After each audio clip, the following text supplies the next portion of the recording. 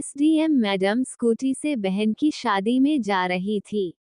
दरोगा ने SDM madam को रोककर मारा थप्पड़। एसडीएम काजल मिश्रा अपनी साधारण सलवार कुर्ता में स्कूटी पर सवार होकर तेजी से अपनी बहन की शादी में जा रही थी। ना कोई सरकारी गाड़ी, ना कोई सिक्योरिटी, बस एक साधारण लड़की की तरह स्कूटी चलाते हुए जैसे ही वो हाईवे पर पहुंची, सामने पुलिस की बैरिकेडिंग नजर आई। 3-4 पुलिसकर्मी सड़क पर खड़े थे और बीच में दरोगा राजेश यादव वर्दी में खड़ा था। उसने सामने आते ही काजल को हाथ के इशारे से रुकने को कहा। ओ लड़की, स्कूटी साइड में लगा। दरोगा की आवाज में रोब था। कहाँ जा रही हो? दरोगा ने सवाल किया।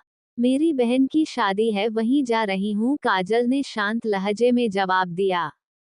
दरोगा ने ऊपर से नीचे तक काजल को घूरा और फिर मुस्कुराते हुए बोला, अच्छा तो शादी में जा रही हो, लेकिन हेलमेट नहीं पहना और स्कूटी भी बहुत तेज चला रही हो। चलो चालान भरना पड़ेगा। दरोगा ने चालान बुक निकालते हुए कहा। काजल को अंदाजा हो गया कि यह एक बहाना था। वह बोली, सर मैंने कोई नियम नहीं तोड़ा है। अरे मैडम, कानून हमें मत सिखाओ। उसने साइड में खड़े एक सिपाही को देखा और फिर काजल की ओर झुकते हुए फुसफुसाया, ऐसे नहीं मानेगी, इसको तरीका सिखाना पड़ेगा। अचानक दरोगा ने जोरदार थप्पड़ काजल के गाल पर जड़ दिया। बहुत सवाल पूछती है, जब पुलिस कुछ कहे तो चुपचाप मान लेना चाहिए। काजल का सिर एक पल के लिए झटका खा गया, लेकिन उसने खुद को संभाल लिया। उसकी आंखों में आग थी। दरोगा ठहाका मारकर हंसा और अपने साथियों से बोला, अभी भी अकड़ बाकी है। लगता है अच्छे से सिखाना पड़ेगा। एक सिपाही आगे बढ़ा और बोला, साहब थाने ले चले, वहां आराम से मामला देख लेंगे। दरोगा सिर हिलाकर बोला, हाँ इसे थाने ले चलते हैं, तब समझ आएगा कि पुलिस से कैसे बात की जाती है। एक सिपाही ने काजल का हाथ पकड़कर खींचा, चल जीप में बैठ। काजल ने अपना हाथ झटका और गुस्से से बोली, हिम्मत मत करना।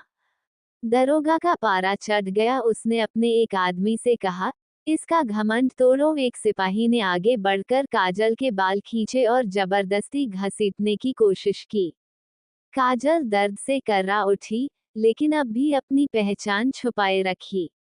वह देखना चाहती थी कि यह लोग कितनी गिरी हुई हरकत कर सकते हैं।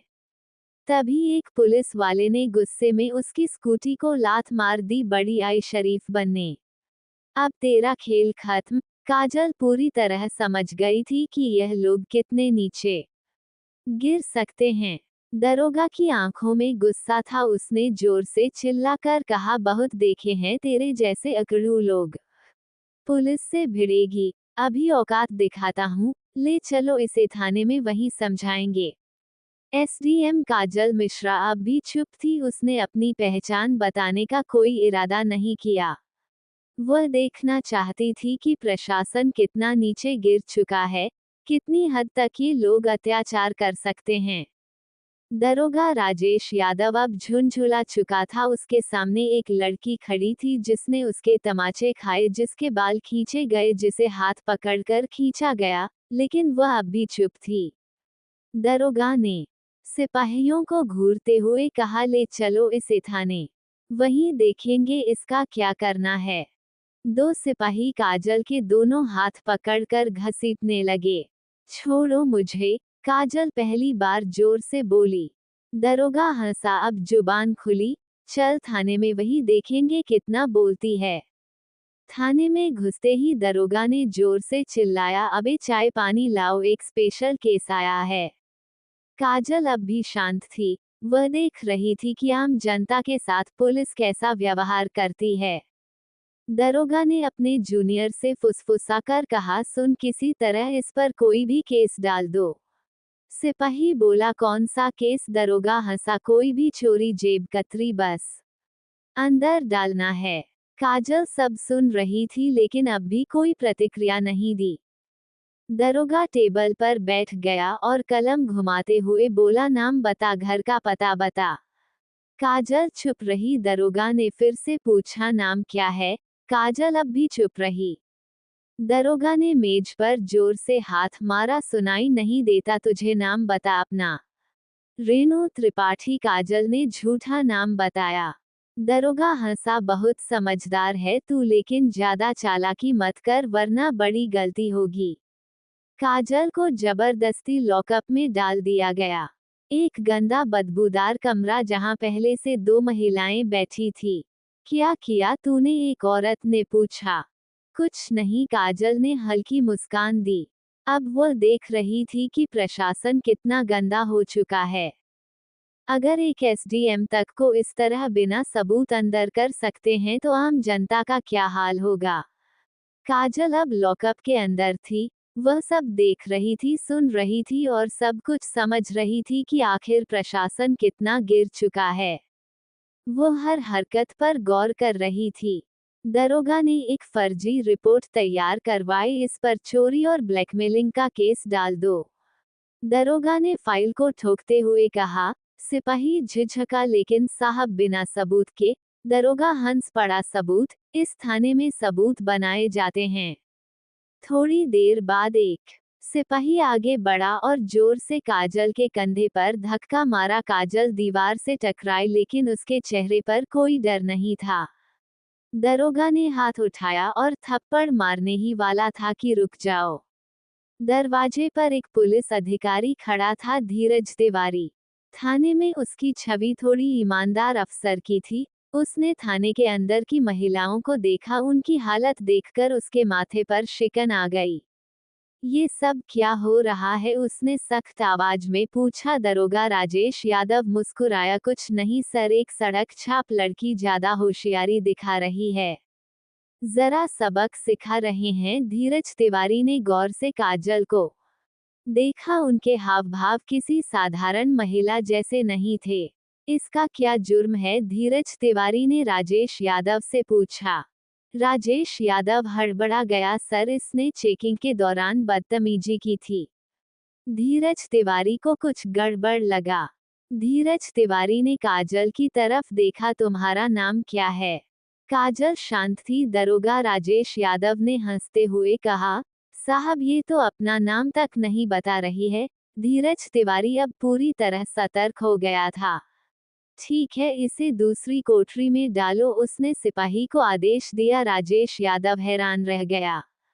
सर, लेकिन मैं देखूंगा कि यह कौन है, धीरज तिवारी ने सख्ती से कहा। धीरज तिवारी के आदेश पर काजल को एक दूसरी कोठरी में डाल दिया गया। ये कोठरी पहले से भी ज्यादा अंधेरी और गंदी थी। काजल ने चारों तरफ नजर दौड़ाई। कमरे में एक टूटा हुआ टेबल और एक जंग लगा हुआ लोहे का सरिया पड़ा था। काजल अब इस प्रशासन का गंदा चेहरा और गहराई से देख रही थी। ये सिस्टम कितना गिर चुका है। उनका हर मिनट का अनुभव ये साबित कर रहा था कि कानून सिर्फ कागजों में ही था। अचानक एक सिपाही भागते हुए आया। सर, एक बड़ी गाड़ी बाहर खड़ी है। राजेश यादव चौंका। गाड़ी कौन आया है? सिपाही ने घबराकर कहा। सर, गाड़ी सरकारी है। सिपाही बाहर गया, लेकिन जैसे ही उसने गाड़ी के अंदर झांका उसकी आंखें फटी रह गई। सिपाही हड़बड़ाते हुए अंदर आया और धीरे से बोला। साहब, वो क्या हुआ? कौन है? राजेश यादव झुंझला उठा। सिपाही ने कांपते हुए कहा। साहब, डीएम साहब। राजेश यादव का चेहरा सफेद पड़ गया। धीरज तिवारी भी चौकन्ना हो गया। अब मामला बहुत बड़ा हो चुका था। डीएम साहब ने थाने में कदम रखा। उनकी आंखों में गुस्सा था। उन्होंने राजेश यादव की ओर देखा और कड़क आवाज में पूछा। राजेश यादव, यहाँ क्या चल रहा है? राजेश यादव घबराया हुआ बोला। साहब, कुछ नहीं, बस एक मामूली केस था। डीएम साहब ने टेबल पर पड़ी काजल की फाइल उठाई और ध्यान से पढ़ी। उनका माथा सिकुड़ गया। फिर उन्होंने काजल की ओर देखा। इस महिला पर 420 और ठगी का केस। डीएम साहब की आवाज गूंज उठी। उन्होंने राजेश यादव की ओर देखा। क्या सबूत है तुम्हारे पास? राजेश यादव अब पूरी तरह फंस चुका था। डीएम साहब ने काजल से सीधा सवाल किया। आपका नाम? काजल ने हल्की मुस्कान दी और पहली बार अपना नाम बताया। काजल मिश्रा एसडीएम, पूरा थाना हक्का बक्का रह गया। राजेश यादव के हाथ पैर कांपने लगे। सारे पुलिस वाले चौंक कर खड़े हो गए। राजेश यादव के पैरों तले जमीन खिसक गई। एसडीएम मैडम, जिसे वह ठग समझकर फर्जी केस में फंसा रहा था, वह खुद एसडीएम निकली। थाने के सारे पुलिसकर्मी सख्ती में आ गए। डीएम साहब ने घूरते हुए कहा, दरोगा राजेश यादव, तुम्हारी हिम्मत कैसे हुई एसडीएम मैडम पर झूठा केस डालने की। राजेश यादव कुछ बोलने ही वाला था कि धीरज तिवारी ने तेज आवाज में कहा, साहब, मैंने पहले ही कहा था कि कुछ गड़बड़ है। अब राजेश यादव अकेला पड़ चुका था। काजल ने अब अपना असली रुख दिखाया। उन्होंने शांत लेकिन सख्त आवाज में कहा, दरोगा राजेश यादव, तुम अभी से सस्पेंड हो। तुम्हारे खिलाफ विभागीय जांच होगी और तुम पर केस दर्ज किया जाएगा। राजेश यादव के होश उड़ गए। सारे पुलिसकर्मी अब राजेश यादव से दूरी बनाने लगे। धीरज तिवारी ने तुरंत हवलदार को आदेश दिया, राजेश यादव को हिरासत में लो। जैसे ही हवलदार राजेश यादव को पकड़ने आगे बढ़ा, अचानक राजेश यादव ने जेब से एक कागज निकाला। उसने मुस्कुराते हुए कहा, लेकिन ये देखिए। उसने वो कागज हवा में लहराया। डीएम साहब और एसडीएम काजल ने उसे ध्यान से देखा। राजेश यादव ने ठहाका लगाया, ये रहा मेरा ट्रांसफर ऑर्डर। 3 दिन पहले ही मेरा ट्रांसफर हो चुका है, तो अब आप मुझे सस्पेंड नहीं कर सकती। थाने में फिर से सन्नाटा छा गया। काजल ने कागज अपने हाथ में लिया और गौर से पढ़ा। क्या यह असली है? डीएम साहब ने कड़े स्वर में पूछा। डीएम साहब ने धीरज तिवारी की ओर देखा और बोले, इस कागज की तुरंत जांच करो। अगर यह असली निकला तो भी राजेश यादव का निलंबन रोका नहीं जा सकता है। राजेश यादव की हंसी अचानक गायब हो गई, क्योंकि अगर कोई भी सरकारी कर्मचारी ट्रांसफर के बाद भी गलत गतिविधियों में शामिल होता है तो उस पर कार्यवाही की जा सकती है। अब राजेश यादव की हालत बिगड़ने लगी। धीरज तिवारी तुरंत ऑनलाइन सिस्टम में राजेश यादव का रिकॉर्ड चेक करने लगे। धीरज ने सिर उठाया और कहा, साहब, ये कागज असली है, लेकिन राजेश यादव ने अभी कार्यभार नहीं सौंपा था। मतलब यह है कि राजेश यादव अभी इस थाने का प्रभारी था और इस दौरान उसने ये सब किया था। अब कोई भी राजेश यादव को बचा नहीं सकता था। एसडीएम काजल ने सीधी नजर राजेश यादव पर डाली और कहा, अब तुम्हारी असली जगह तुम्हारी अपनी जेल में होगी।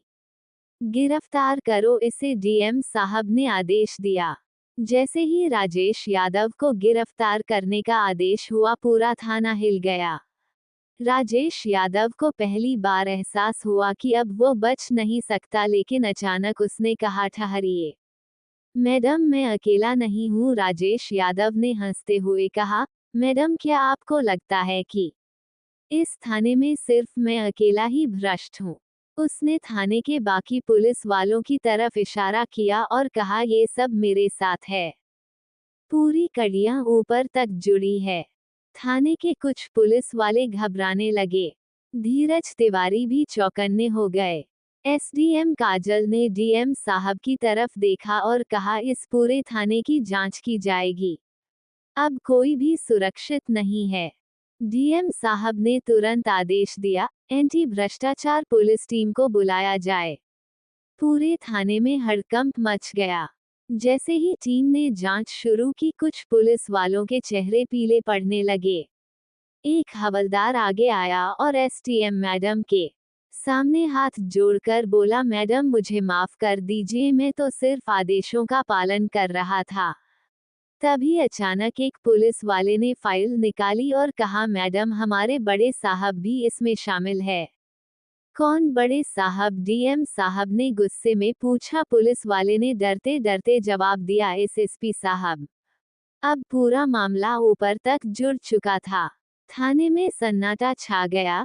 डीएम साहब ने गहरी सांस ली और फिर सख्त आवाज में बोले, इस थाने का पूरा स्टाफ तत्काल प्रभाव से निलंबित किया जाता है। जैसे ही यह आदेश मिला थाने के पुलिस वालों के होश उड़ गए। कुछ पुलिस वाले अपना फोन निकालकर किसी को कॉल करने लगे। कुछ लोग चुपचाप सिर झुकाकर खड़े हो गए तो कुछ दरोगा भी बचने का रास्ता ढूंढ रहे थे, लेकिन कोई नहीं बच सकता था। एसडीएम काजल ने डीएम साहब की तरफ देखा और बोली, अब हमें एसएसपी साहब से भी जवाब लेना होगा। डीएम साहब ने तुरंत आदेश दिया, एसएसपी को अभी बुलाया जाए। अब इस मामले ने पूरे जिले में हलचल मचा दी थी। थाने के बाहर कुछ पत्रकार गुप्त रूप से खड़े थे। जैसे ही उन्हें भनक लगी कि पूरा थाना सस्पेंड हो चुका है तो वे तुरंत खबर फैलाने लगे। अब मामला खुलकर सामने आने वाला था, तभी एक काले शीशे वाली गाड़ी थाने के सामने आकर रुकी। एसएसपी साहब खुद आ गए थे। एसएसपी साहब थाने पहुंचे। उन्होंने चारों तरफ नजर दौड़ाई। पूरा थाना सस्पेंड हो चुका था। उन्होंने गुस्से में कहा, यह क्या नाटक चल रहा है?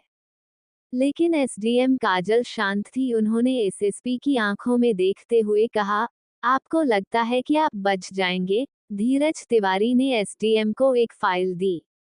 ये फाइल एसएसपी साहब के भ्रष्टाचार के सबूतों से भरी थी। काजल ने ठोस आवाज में कहा, एसएसपी साहब ये देखिए आपके सारे काले कारनामे। अब एसएसपी के चेहरे से पसीना टपकने लगा। डीएम साहब ने आदेश दिया, एसएसपी को तुरंत गिरफ्तार करो। अब पूरी पुलिस फोर्स हैरान थी। इतने बड़े अधिकारी को पहली बार किसी ने खुली चुनौती दी थी। जैसे ही एसएसपी की गिरफ्तारी हुई, पूरा मामला हिल गया। अब यह मामला राज्य स्तर तक पहुंच गया था। मुख्यमंत्री ने तुरंत आदेश दिया, जिले के सभी भ्रष्ट अधिकारियों को गिरफ्तार किया जाए। इस आदेश के बाद 30 से ज्यादा पुलिस अधिकारी, 10 से ज्यादा आईएएस अफसर और कई राजनेता गिरफ्तार कर लिए गए। एसडीएम काजल की ईमानदारी ने सिस्टम को हिला दिया था। पूरे जिले में एक नया प्रशासन लाया गया। भ्रष्टाचार पर अब कड़ी नजर रखी जाने लगी। अब एसडीएम काजल का मिशन पूरा हो चुका था। उन्होंने दिखा दिया कि ईमानदारी से पूरा सिस्टम बदला जा सकता है। दोस्तों, वीडियो पसंद आई हो तो वीडियो को लाइक, शेयर और आध्यात्मिक कथाएं चैनल को सब्सक्राइब जरूर कीजिएगा। वीडियो में अंत तक बने रहने के लिए धन्यवाद। जाते जाते एक प्यारा सा कमेंट करते जाएगा।